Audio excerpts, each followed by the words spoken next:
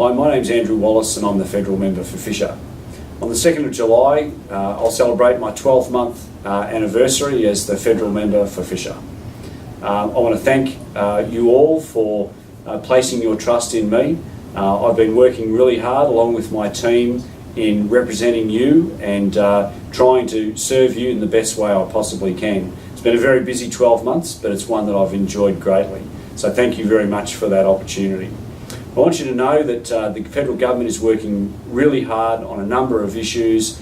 On cost of living, we know that many families are finding it hard with power prices, and that's why we're doing the best we can to reduce power prices by bringing in things like Snowy Hydro 2. We're also looking at other alternative forms of energy. We're also looking at ensuring that we have enough baseload power to provide you with the sort of power that you need and industries need and businesses need to get that electricity when you need it at a reasonable price.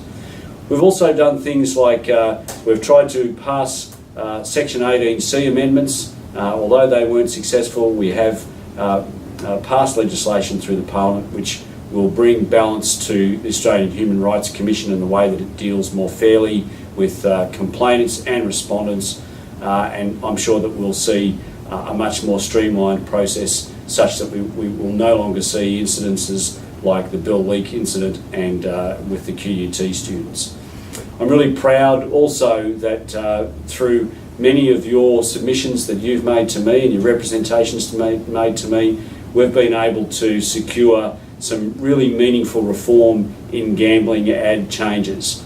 So as of July next year, correction, I think it's April next year, the federal government have got changes in place that will restrict gambling, live gambling ads on sports programs. So you've told me time and time again that you do not want your children to be exposed to live gambling ads during sports programs. I listened to that and I was able to secure those changes through the federal government, and I'm really very pleased with that. We, as a federal government, it's very important to us that we live within our means, just as any other family and business must do, so must we. So we are trying our best, our level best to reduce our debt, and as of next year, for the first time in a number of years, we as a government will no longer be borrowing money to pay for a current expenditure. So there's good debt and bad debt. We don't mind going into debt to borrow money for good things like infrastructure, things that are going to make our lives easier, by things like the $1.6 billion we've been able to secure for the Bruce Highway. Those are really important things, like the $10 billion for the National Rail Program.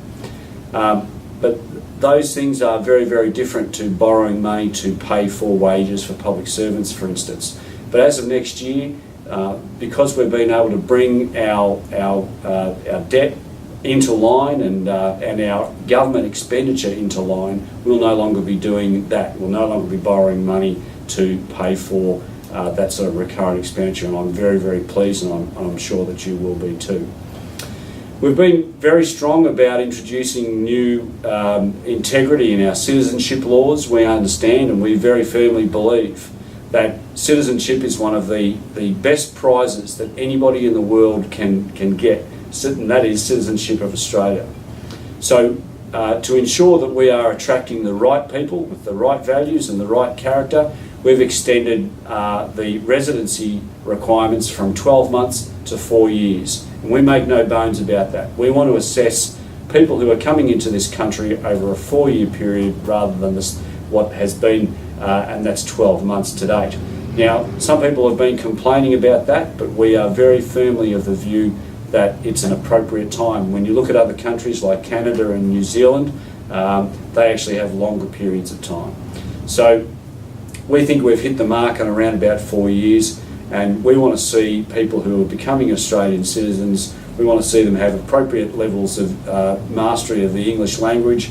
We want to see them also ensuring that they have their kids in school, that they've got jobs, and that they're giving back to our community. I don't think that's too much to ask for a country that is looking to welcome new people as citizens. And from what you've told me, you don't either.